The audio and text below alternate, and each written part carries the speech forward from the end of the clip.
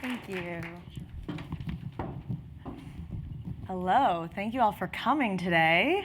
I am so excited to be here speaking at the Cambridge office for Google for two reasons. Firstly, Cambridge is my old stomping ground, and this is kind of where I originally got the idea to write Food That Works.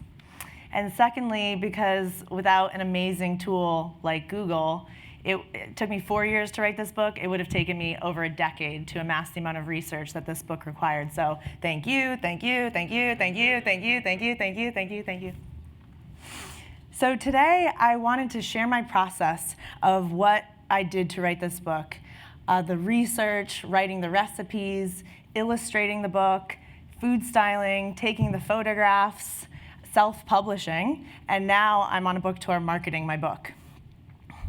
So as Jonathan mentioned, Food That Works is a food system. It's not just, hey, here's a bunch of recipes, good luck. It gives you a plan for the week. So we don't have to think about, what do I buy at the store? What do I have at home? What are we gonna eat this week? None of us wanna think about that. You know, we're all busy, and this offers you a guide, a strategic plan to survive the 9 to 5, right? So it offers 5 weeks to choose from. And it gives you shopping lists, so you take the book right to the store with you, or on my website I have shopping lists that you can print out that are printer friendly. And you buy everything on the list, you get home from the store, and there's prep work to bust it out real quick, kind of like a restaurant does, to prep all your ingredients so they're readily available to you during the week. And then it gives you recipes that utilize all those ingredients so there's no waste. So you don't have to think about connecting those dots. I kind of did all that sweet math for you. So ultimately, by prepping your food in this way, you'll be able to have access to more homemade meals and have to settle for less meals out. Your fridge will kind of be prepared as this quick grab and go where you can just slam together food and out the door you go. So that will save you time during the week, it'll save you money, and ultimately, you'll probably feel better eating these homemade meals instead of eating out. So I'll talk a little bit more about Food That Works and how it's set up. But first, I want to give you a little bit about my background and the journey creating this book. I grew up all over the place, but I'll give you the Cliff Notes version here today. I grew up in Honolulu, we lived in Chicago, rural Vermont, all over Massachusetts. I studied abroad in Florence, Italy in college. Then I lived in southern Spain, Turkey, and now mid-coast Maine. I know, it's kind of a wide stretch there. But Massachusetts is where I spent the majority of my time. It's where I went to high school and college. And right out of college, I got a really great job working for Gap Inc., doing corporate real estate. And the office is actually in Waltham. And settling into this new job and my commute, I realized how difficult it was to feed myself well during the week. I didn't know how to cook. I wasn't really interested in learning how to cook. And I didn't really eat all that well. But I kind of just assumed that since I was busy, this was the way that it had to be. So I was, on the way to work, I would stop and pick up something for breakfast. For lunch, I would go down to the office park and grab something in the limited cafeteria. Then for dinner, I'd get home, swing open the fridge, no food, and I would order takeout. So I'm sure a lot of us can relate to this routine, and it's easy to do when you live in a city. But I was feeding myself terribly 3 times a week, and I didn't even know it. My energy was zapped. Getting myself to go to the gym was a daily struggle. And why was my energy drained at 22 years old is really my question. But so I just continued this cycle for several years, actually. And today, one of the most common questions that people ask me is, what motivated you to write a book? And it's a really good question. And my most common response is, I wanted to capture a weekly plan for people so they didn't have to recreate the wheel that offered shopping lists, prep work, and recipes in one spot. And I couldn't find a cookbook that did this easily, so I wrote one myself, which is true. But when I really think back to what my motivation was to start cooking for myself at 26 years old, It was because I wanted to live in Spain. I wanted to go back to Europe. And I started cooking for myself and prepping my meals for work, not because I wanted to lose weight or because I wanted to eat better. It was because I wanted to save money. I wanted to take a year off, go back to Europe, and move to Spain and learn Spanish. And that was a huge goal of mine. So how was I going to make this happen? I decided that I need to save X amount of dollars so I could take a year off from work. Then I was going to buy a plane ticket. So prepping my food became something that I wanted to get into. The first thing that I decided I had to do to start saving money was I was making really great money at my corporate job, but I was spending a ridiculous amount of money out each week on food and beverage. So I realized that I was spending $7 a day on a venti triple pump chai latte. That's $140 a month. So I made a rule for myself. I was no longer allowed to get chai lattes out. If I wanted one so bad, then I could make it for myself, which I just didn't. And to my surprise, I got over my heavy chai addiction. I just started realizing that these foods that I was putting into my body every day were actually slowing me down. And whenever I had the urge to get a chai, I would think, Spain, chai, Spain, okay, easy. So I decided that I wanted to start cooking for myself and prepping meals. And I wasn't very good at it. I wasn't really succeeding. I had a loose plan when I'd go to the grocery store. And I would kind of I didn't have recipes in mind. I would kind of just throw things in my cart. And then I would get home, put it all away, and realize that during the week, it was a lot harder to assemble meals from all these random things than to actually have a plan going into it, right? So I figured that I needed to have some sort of strategy to be better at this, because it's a lot more difficult to just like come up with a random meal from all these ingredients. And I was wasting a lot of food, which made me feel terrible. I'm crazy about food waste, and I think that we all can do a lot better on the household level, reducing our food waste. So that was kind of a mission that motivated me as well. And it actually is really satisfying when you get to the point where you're really good at your food shop and you get home and utilize all your ingredients and everything gets used up beautifully. And it really deepens your respect with food and helps you connect to your food. Does anyone here have those really successful food shops every week where you use every single ingredient and nothing goes bad in your fridge? Anybody? No? No? No? Yeah, see, because it's difficult. It's not easy, and that takes planning. And luckily, I'm pretty good at this game. My friends call me the cupboard queen, because I love showing up to a friend's house who's like, I have no food. And I rustle around in their cabinets and in their fridge, like, okay, if we chop some of this, add a little bit of that, and add a can of beans, then we can make tacos, And I do. I love that challenge, but I don't love it on a Tuesday night when I get home from work and I'm tired and I'm hungry. And who would do that to themselves? So I realized that I have this 10-minute window when I get in the door and I'm hungry. If there aren't healthful options nearby, quick for me to grab, I will tear into a bag of anything that is closest, right? So I've destroyed an entire box of Triscuits just waiting for my dinner to heat up. Oh, you've done it, come on. So I felt like sometimes when I get home from work, I feel like Chris Farley. In that SNL skit with David Spade and Adam Sandler? Lay off me, I'm starving. That's how I get. And I'm sure you can relate to that. So I know this about myself, and I realize that in order to feed myself the way that I want to eat, I need to have prepared whole foods in my fridge, ready to grab on the fly. And whole foods do take a little love and prep. You can't just bite into a potato. You do have to cook it. But that's what this book aims to help you do. And I learned that the only way to succeed at feeding myself homemade meals 3 times a day, Monday through Friday, was to have a plan when I went to the store, to prep those ingredients so that they were quick and easy to grab and throw into meals and assemble, And lastly, minimal cleanup, because I'm sure you can all agree with me. I don't want to do dishes during the week. And this book helps you so you don't have to get the cutting board out twice and make a mess.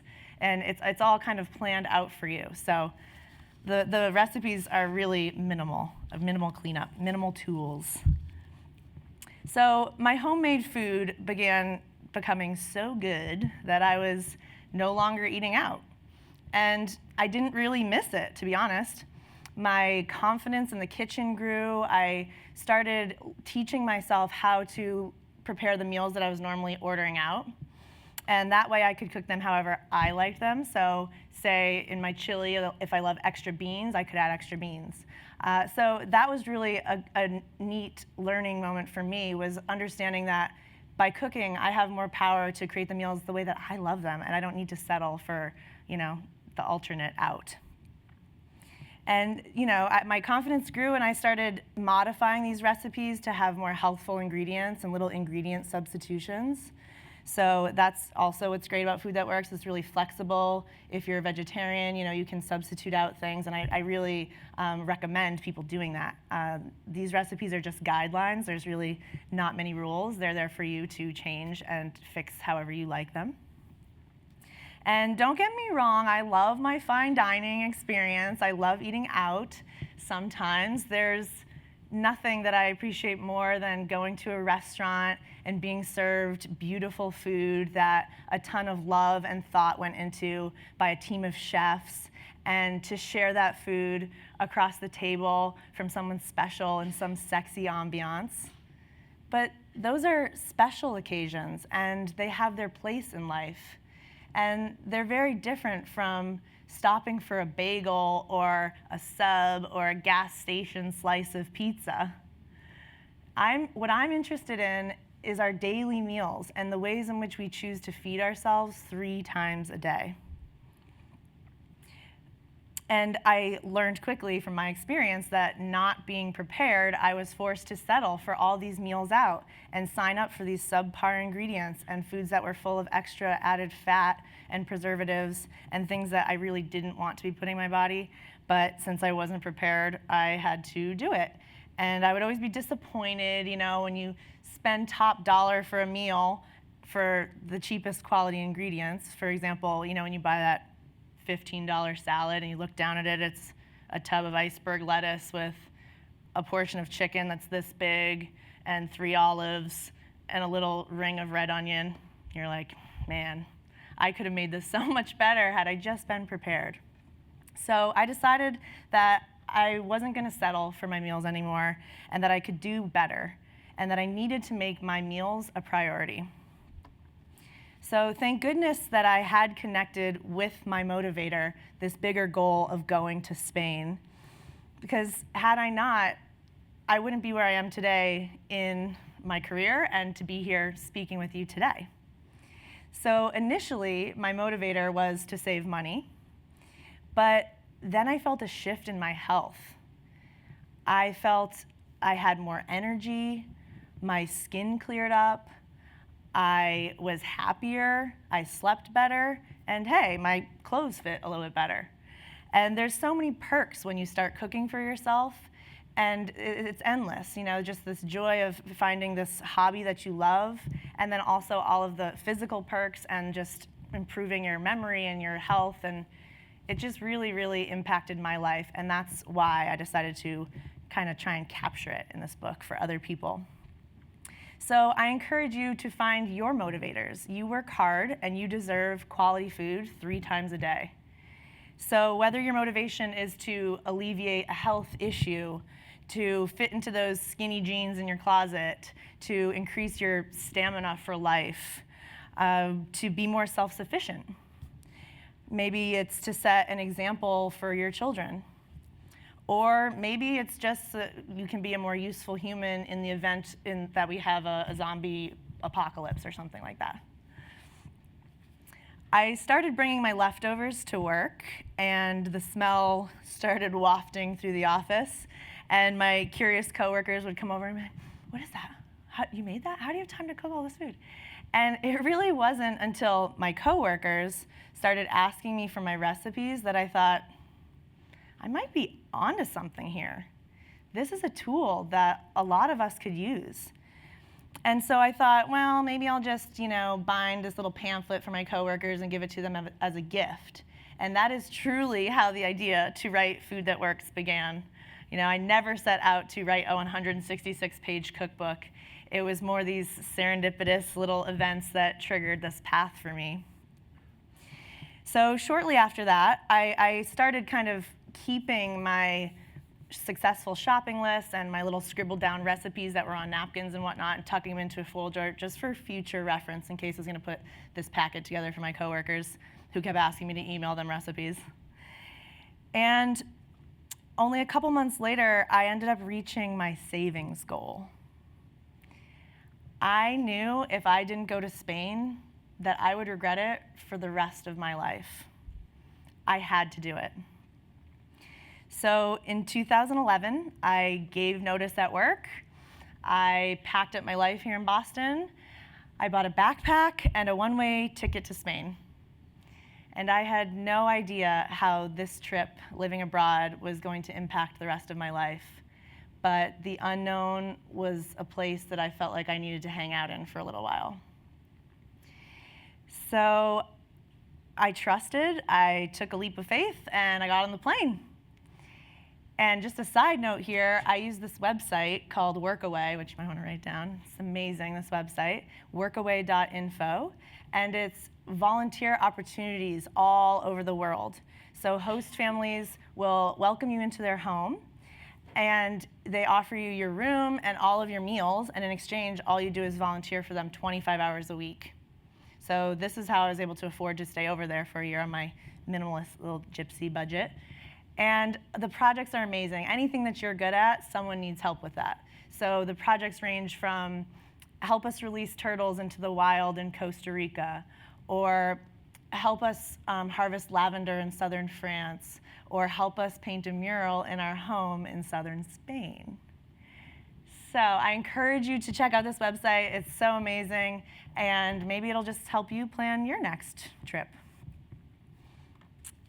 I ended up living with these beautiful host families for 9 months in Spain and Turkey, and I kind of had the idea that I wanted to do this book, so any chance that I had, I was in the kitchen observing, asking them what they're doing, taking notes in my journal. I was the first to volunteer to go to the grocery store. So I was kind of picking up all these little tips that I was learning in the Mediterranean while living over there. After 9 months, I ran out of money. And again, I knew I wanted to start this book, and I needed to be near American grocery stores to do so. So I was ready to come home. But at that moment, I realized just how gypsy I really am, and I realized I don't actually have a home to return to. And this would freak a lot of people out, but considering my life has been a series of moving and planting new roots, it was something that I was accustomed to, and it didn't really faze me. My parents happened to have been living in mid-coast Maine at the time, so I thought, oh, I'll put my backpack down there, say hi to my parents, give them a kiss because I miss them, and then figure out what my next step would be. It didn't take long for me to realize that Maine is magical, and I thought that it would be the best place for me to give birth to this book. Good place to focus, hibernate. So not long after I landed on the shores of Maine, I met a man who asked me to house sit for him and take care of his cats. And he had this funky studio artist loft space. It used to be a church that he converted into this awesome space. And he asked me to house sit. So what started off as, will you house sit for me for 3 weeks, turned into 6 weeks, turned into 6 months, turned into, I've been living in that space, working on this book full time for the past 3 years. So it's been pretty amazing. And like I said, all the things kind of pushed me towards finishing this book. And it's been such an amazing journey so far. So I immediately started doing research. I spent a lot of time at the library and at the good old American grocery store, researching ingredients, doing calculations, figuring out all the quantities that you see in the shopping lists on the book, and making sure that the ingredients get utilized and nothing goes to waste. And to support myself while I was writing the manuscript, I began working at this restaurant called Primo. It's a very special restaurant in Maine. And the chef who owns it, her name is Melissa Kelly, 2 times James Beard Award-winning chef. She is such a force. She is so amazing. And I really, truly learned what hard work was from watching her. But Primo is a farm-to-table restaurant in the true sense. They have their animals in the back. They raise pigs and chickens every year. They grow all of their vegetables and harvest them fresh, and it's what you see on your plate. So the synergy of that place is just so amazing, and it really taught me to connect with my food and understand where it came from and the cycle of life of plants and animals. So learning from her in her kitchen and just watching this amazing restaurant that functioned as this machine, I learned the pace of a kitchen and how important it is to bust out one task, clean up, move on to the next thing. I learned the importance of prepping your ingredients, so your mise en place, right? So before every shift, I would watch the chefs. They would chop all of their ingredients, all of their garnish, everything would be perfectly ready and organized. So when an order came in, they were just like, handful of this, plate next, handful of this, plate next. And that's what I wanted to capture in Food That Works. Is, this is the most efficient way to do it. This is how they're rocking it in this kitchen. There has to be a way that I can apply this for myself in my home kitchen. Also, like I mentioned, I learned a great amount of respect for food working in a restaurant. I don't know if any of you ever worked in a restaurant, but it is hard work. And, just understanding that all of these ingredients took a lot of effort to create, and just really every single thing in a kitchen gets utilized, then it can get utilized again, and then even after that, it goes to compost or it goes to feed the animals. So I really wanted to incorporate that in my book and kind of ease people into really respecting their ingredients. If you buy it at the store, having a duty to use up the chicken breast that you bought, because that once was an animal's life. I also learned the importance of keeping an organized fridge, labeling things, keeping food in rotation, knowing what needs to get used up first. That was a great lesson for me. And just how to run an efficient kitchen.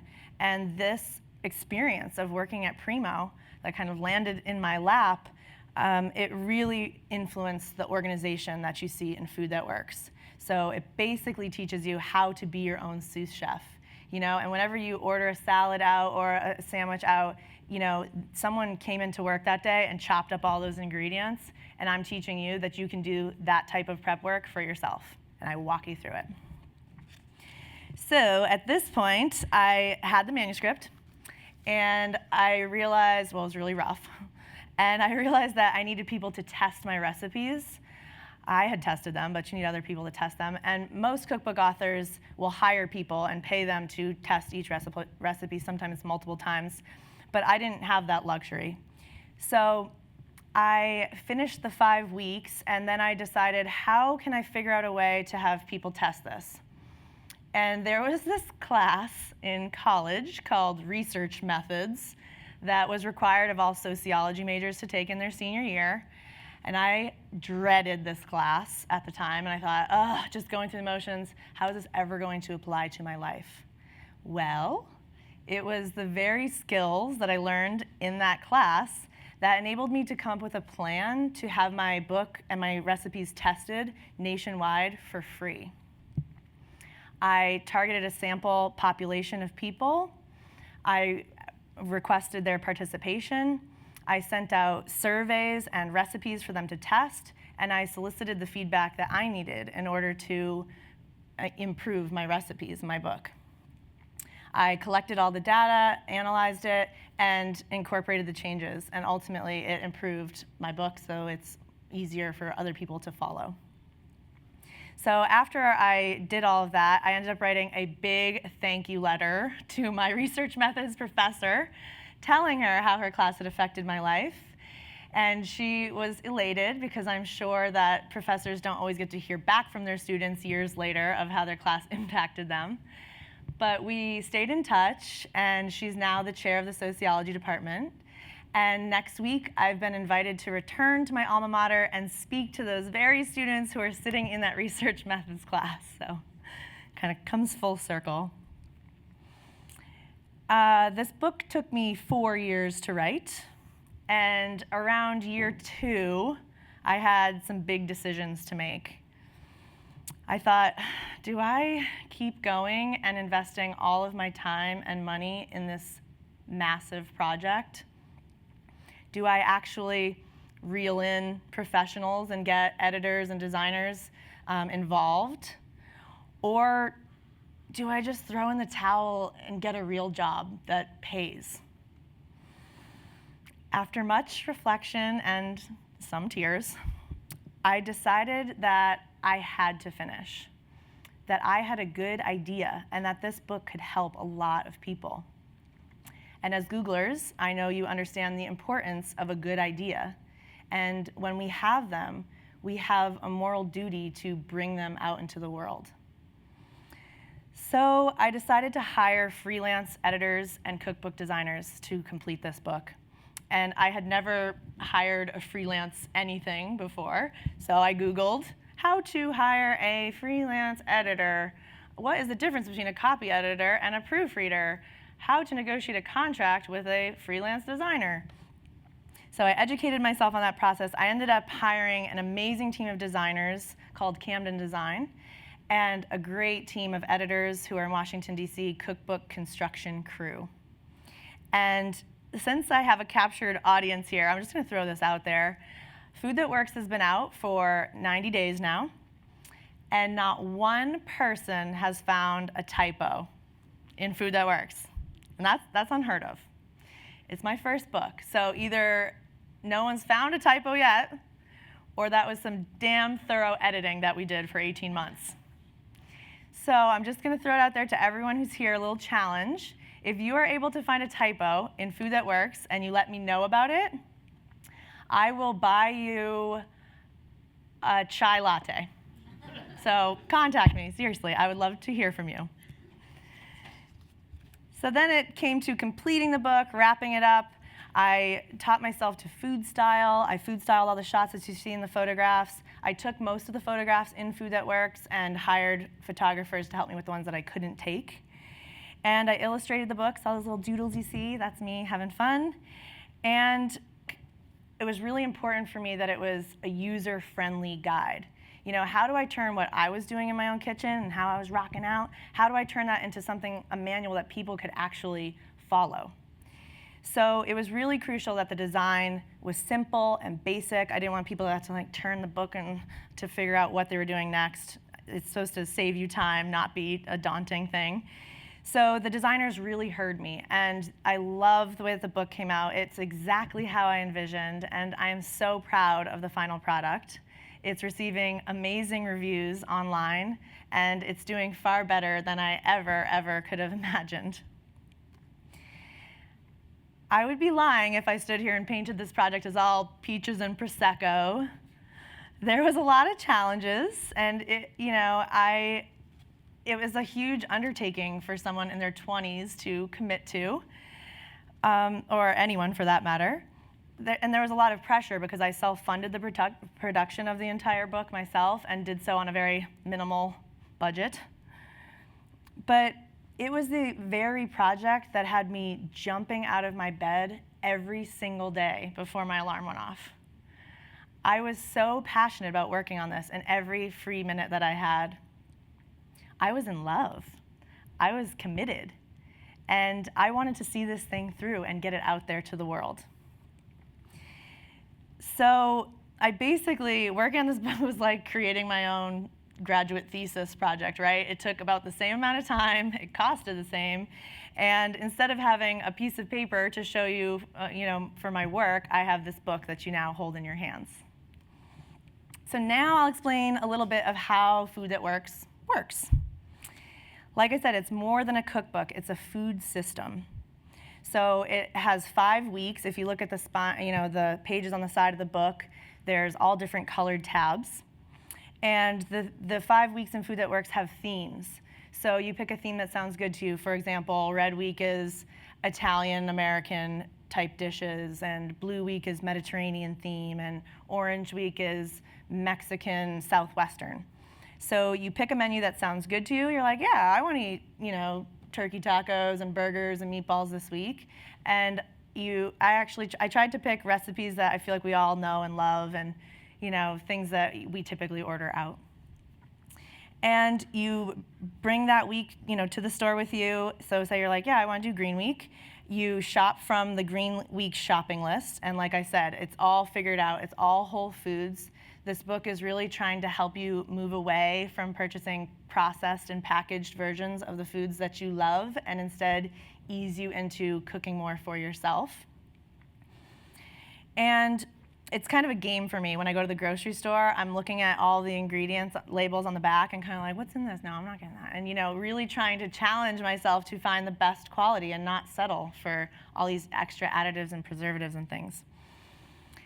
So the book talks a lot about quality of ingredients, and there's a whole section on how to shop for them while you're at the store, because as we all know, once you get it home, you're going to eat it, right? So it's making the smart choices while you're at the store and really knowing what's in it. And I really urge people to read the ingredient label and select the version that has the least amount of listed ingredients.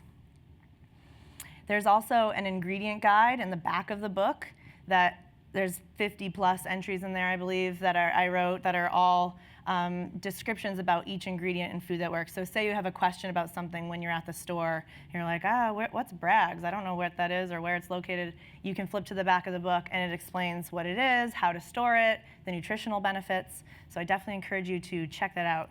So I wrote all of those for you. And then when you get home from the store, this is the most crucial part of Food That Works. It's doing your prep.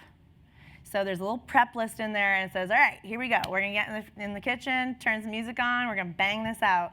So you chop all of your vegetables up. You get the oven going, you bake some chicken breasts, just plain. You bake some sweet potatoes, you get some hard-boiled eggs going, and you're just moving through it. So during the week, when you're hungry, you can just grab a plain chicken breast and turn it into whatever meal it is that you're in the mood for. It's more like a blank canvas that's sitting there for you to make a creation with, right?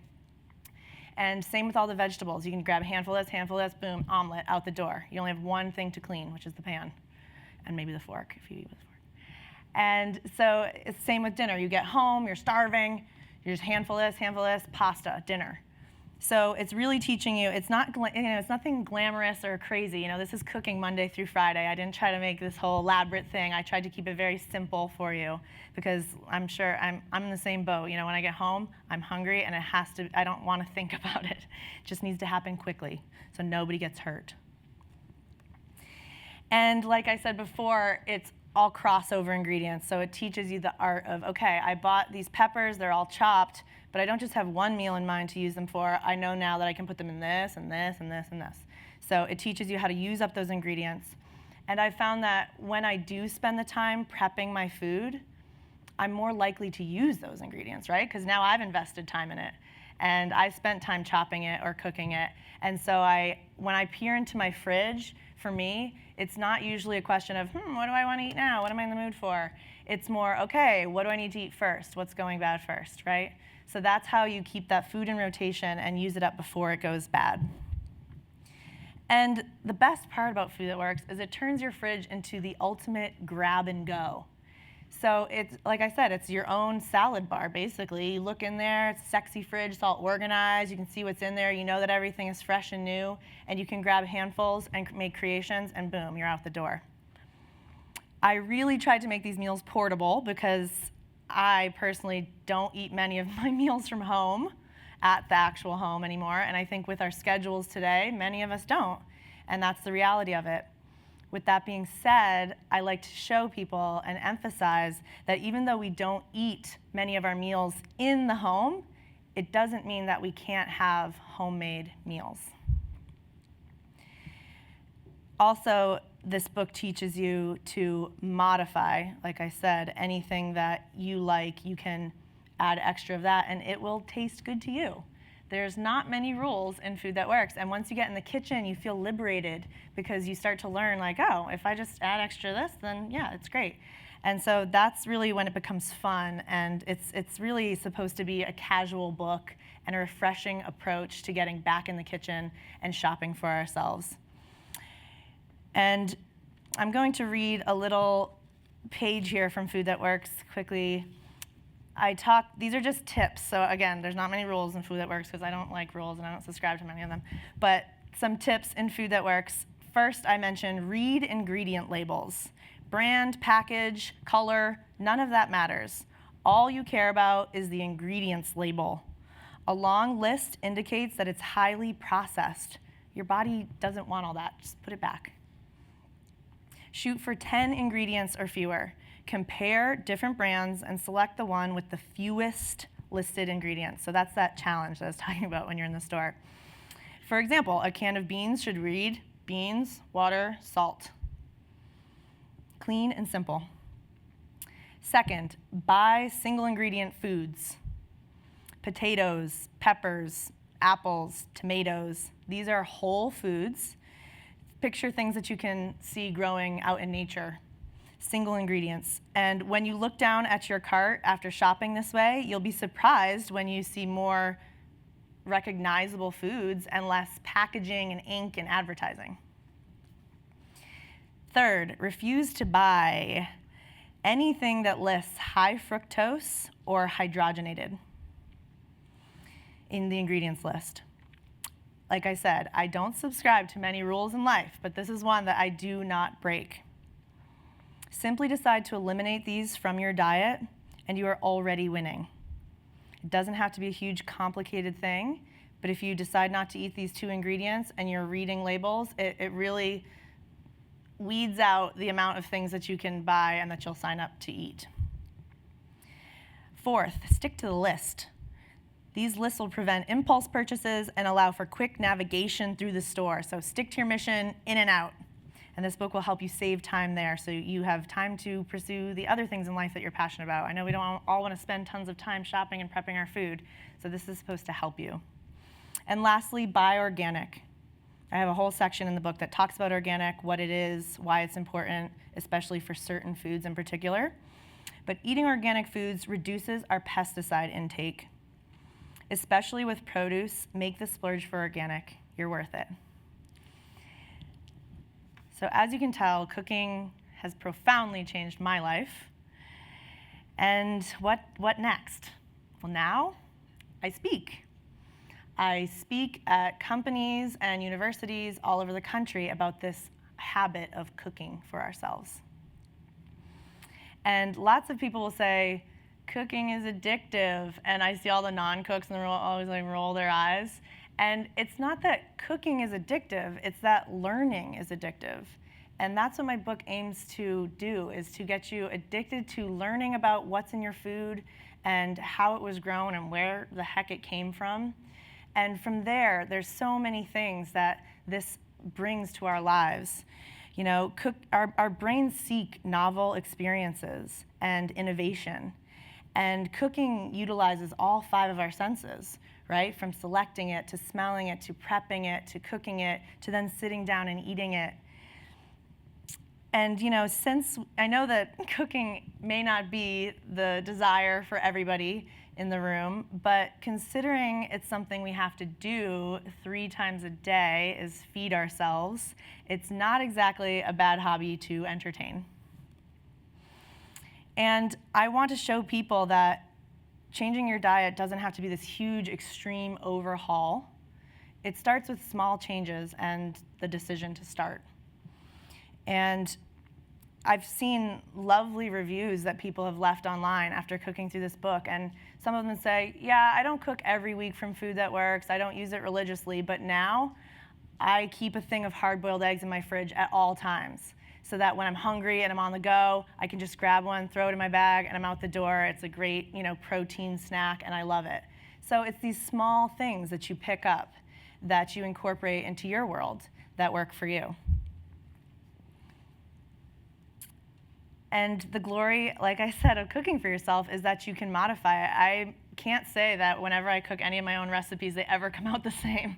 They're always different, and I encourage you to sneak in new ingredients and drop things that you don't like.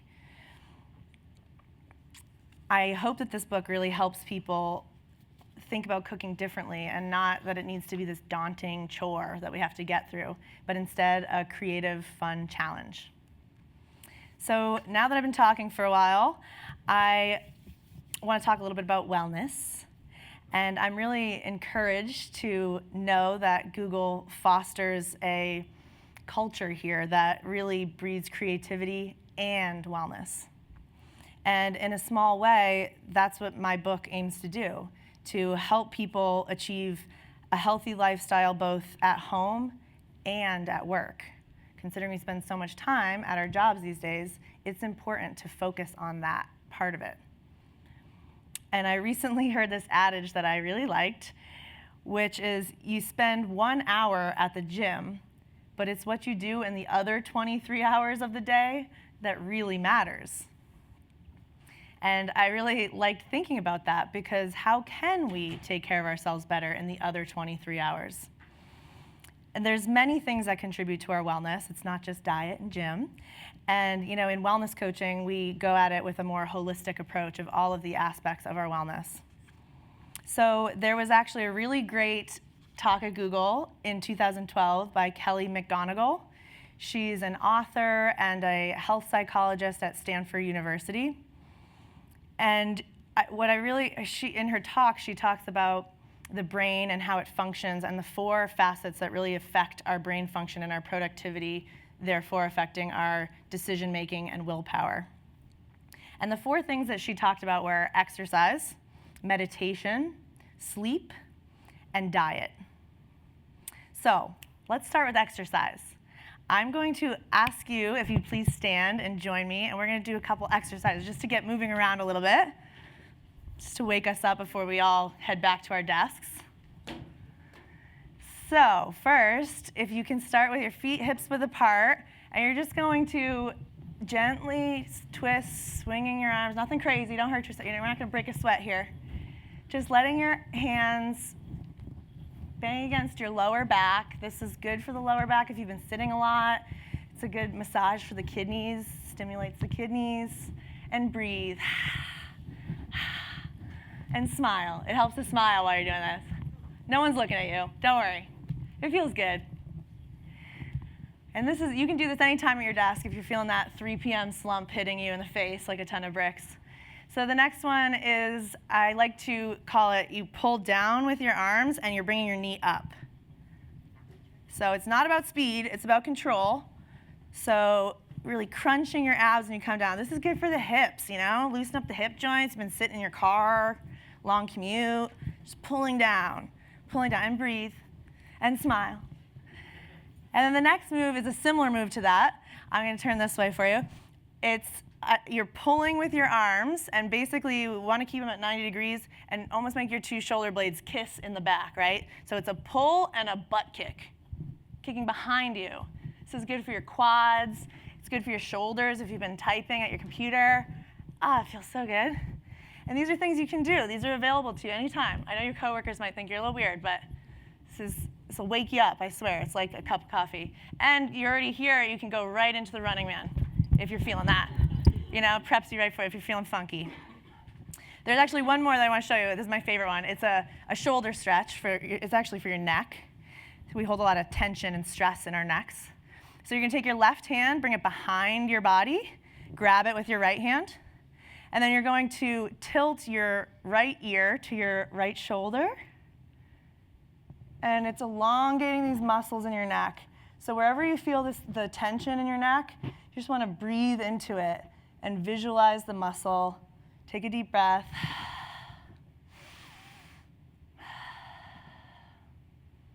Letting go of any of that tension that we hold there.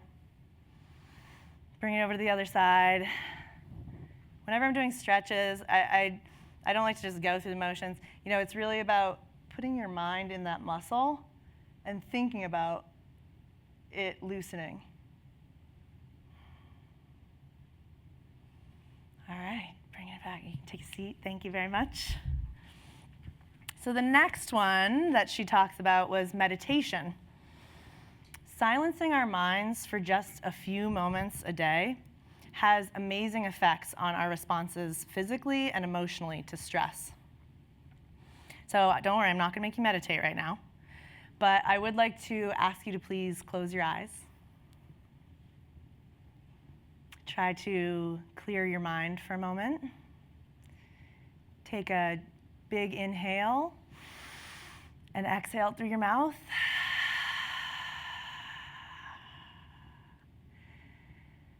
Relax the muscles in your face. Now I'd like you to visualize someone who brings great joy to your life. And smile. If you were able to thank them right now, what would you say to them?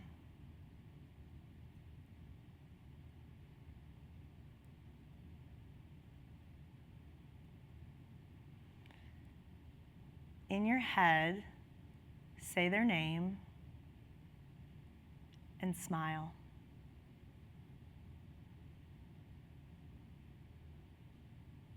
Now open your eyes. Feels good, doesn't it? Just a few moments in gratitude and making the decision to smile can really relax you throughout the day. Smiling releases endorphins, and who can't use a good dose of endorphins at 3 o'clock on a Thursday, right? So that is available to you at any time. If you're feeling stressed, you can close your eyes and visualize someone that you really care about. It helps. The next one was sleep. Sleep is so important for us. It affects every part of our lives and our decision making and our productivity, our personal lives and our work lives. And I'll be honest with you, over the course of writing this book for 4 years, I suffered from a serious bout of insomnia. It was terrible. I tell you, I would not wish that on anyone. It's a curse. And so now I really, really take my sleep seriously.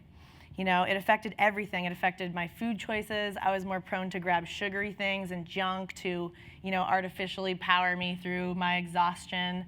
I was short with my friends and my family, and it was miserable. I was miserable to be around. I didn't even want to be around me. So I encourage you, if your sleep is an area of your wellness that you would like to improve upon, only you can make that a priority and change your habits around nighttime when you're ready to go to bed, and really consider it as an important thing that you deserve to get a good 8 hours and work on that if it's a goal for you. I tried to work 5 minutes of sleep into this talk right now, but I couldn't really swing it. And lastly, our diets. So coming full circle, back to what we eat. There's so many fads and cleanses and detoxes and all these things today, and it seems so complicated. And my approach is far more simple and maintainable. It's cook your own damn food.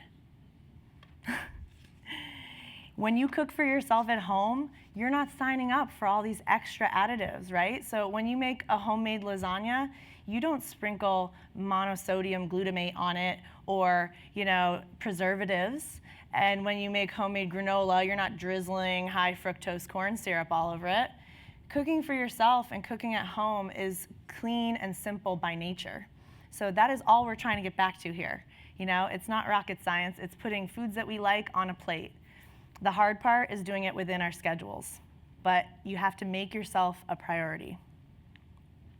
And I'm here today to tell you that it is possible to do. And I wrote Food That Works in order to help you get there.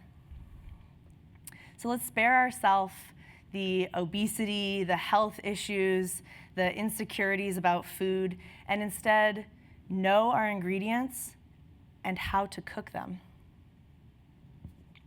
You can start tonight. It's not far from your reach.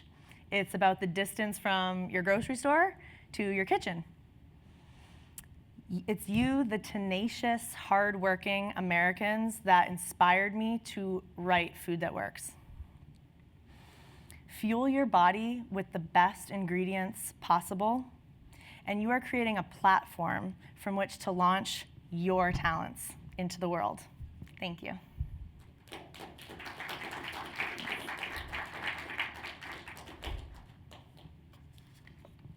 So I think we're doing a little Q&A now.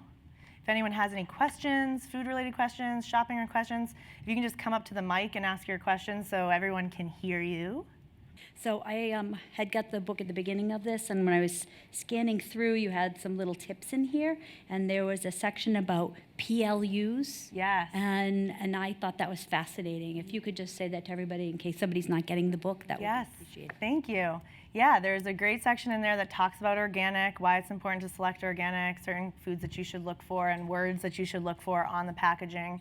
And one thing that I learned during the research for this book is, you know the little stickers that you see on the produce at the grocery store? It's called a PLU sticker, which is a price lookup code. And basically, any sticker that you see that starts with a 4, so it'll be like 4695, anything that starts with a number 4 is commercially grown. So that means that they do use pesticides, and you don't exactly know what's on it. And so in order to reduce your pesticide intake when you buy commercially grown produce, because I can't always afford to buy everything organic, but the things that I buy commercially grown, I'm sure to peel or scrub really well, wash really well. So that's how you know if it's commercially grown. And if you see a number 9 starting the number, that means that it's organic. So that's a fun little tip for you. When you're at the grocery store, you can check it out and make sure that things are in the right bins, because sometimes, is this in the, what kind of apple is this? It's a little confusing. So thanks. That's a good point. I was wondering, so if we wanted to create our own weekly plan, do you have a suggestion for a strategy for planning those such that you use up all the ingredients? Because I do plan my meals, but I'm really terrible at using everything. Yep. So I was just wondering if you had a general strategy when you were putting those together. I love to hear that you're making your own weeks, because that's awesome. I guess I would say you can do it 2 ways. You could probably start from whatever your favorite ingredients are that you use across the board. So say, for example, you love potatoes. And then I would find a bunch of recipes that use potatoes and kind of build out from that so that I knew that I could use it up in multiple things. So you could start with the ingredient and build out shopping lists from that. Or you could start off with recipes that you like and then read the ingredient labels on or the lists on the recipes and say, okay, well, it says that I need this many peppers for this one, I need this many peppers for this one. It means, okay, so I need to buy 4 peppers for this whole week. But my biggest recommendation is prepping that food in advance. Yeah. That's going to save you so much time during the week that you're not going to want to do it during the week. And that's the sad part, is we buy all these ingredients with great intentions, I'm going to cook this cauliflower. And then during the week you look at it and you're just like, yeah, I have no food in my fridge, I'm going to order takeout. So it's really having a plan and prepping it in advance so that you're more likely to use it. Yeah. Thank you. Yeah, good luck. All right, well, thank you all so much for coming today.